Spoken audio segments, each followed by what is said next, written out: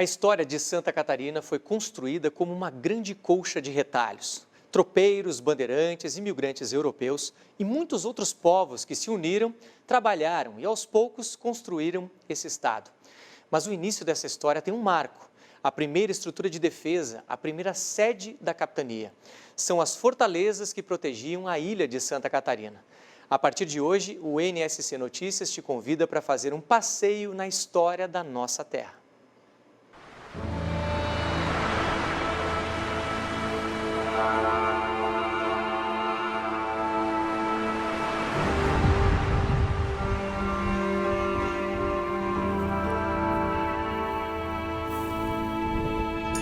Elas são testemunhas da passagem de quase 3 séculos. Para contar a história das fortalezas da ilha de Santa Catarina, a gente vai voltar no tempo.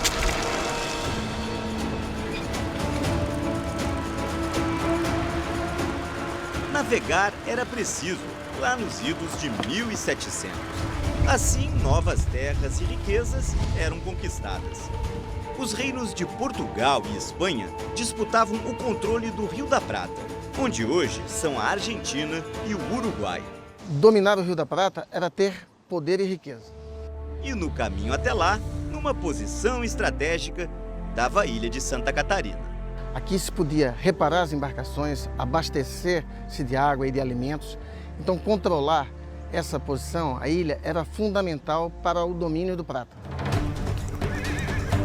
Então, Portugal mandou para cá um governador, o brigadeiro José da Silva Paz, um talentoso engenheiro militar. O brigadeiro teve a ordem de construir uma fortaleza e acabou percebendo a necessidade de construir 4 fortalezas. Elas começaram a ser erguidas em 1739 e levaram cerca de 10 anos para ficar prontas. Olha, a construção das fortalezas foi um feito de engenharia até para os dias atuais. Dificuldade de construir em ilhas isoladas, falta de mão de obra. Inclusive, os artífices, os profissionais, tiveram que ser trazidos de outros centros mais avançados, Rio de Janeiro, Salvador, Recife. Primeiro foi a fortaleza de Santa Cruz, na ilha de Anhatomirim. Depois, São José da Ponta Grossa, ao lado de Jurerê. Aí veio Santo Antônio, na ilha de Ratones Grande, na Bahia Norte. E por último, no extremo sul da ilha de Santa Catarina, a fortaleza de Nossa Senhora da Conceição, na ilha de Araçatuba. Testes de laboratório revelaram que as fortalezas foram erguidas com pedras de riolito, rocha vulcânica, um tipo de granito.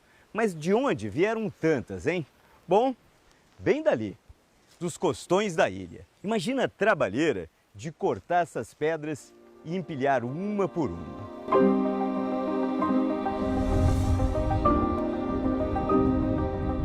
As pedras eram assentadas com uma mistura de cal, barro e areia. A cal era o cimento da época e era produzida, com a queima das conchas, que não falta por aqui, né?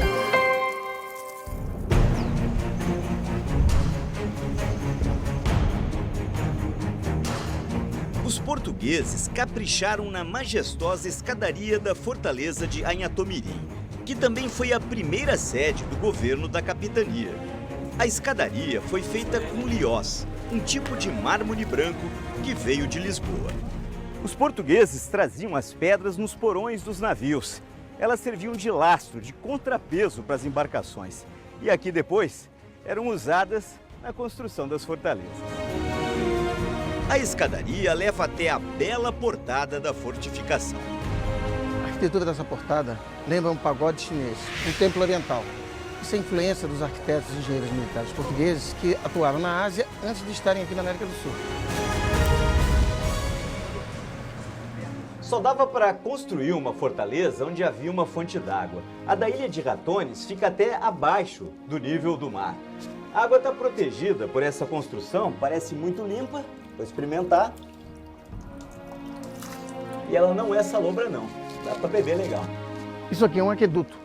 Apesar daqui na fortaleza nós temos uma fonte d'água, aqui também se fazia o reaproveitamento da água de chuva dos telhados.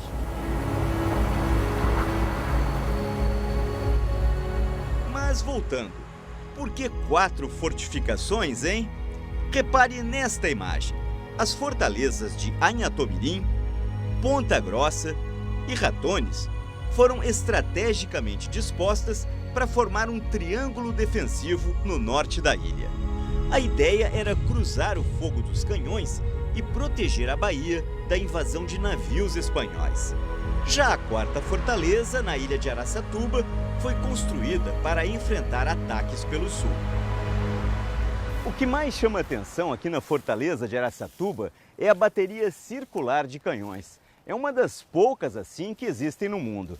E olhando aí de cima, dá para ver direitinho que os armamentos eram dispostos em 360 graus. Quer dizer, de qualquer lado que viesse o ataque, o inimigo podia ser combatido. Por mais de 3 décadas, os soldados portugueses vigiaram o horizonte e só enxergaram o mar. Até que um dia... Os espanhóis! Os espanhóis! Os espanhóis estão chegando!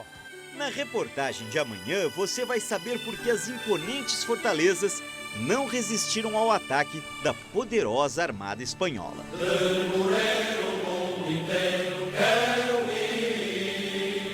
E mais, os segredos das fortificações.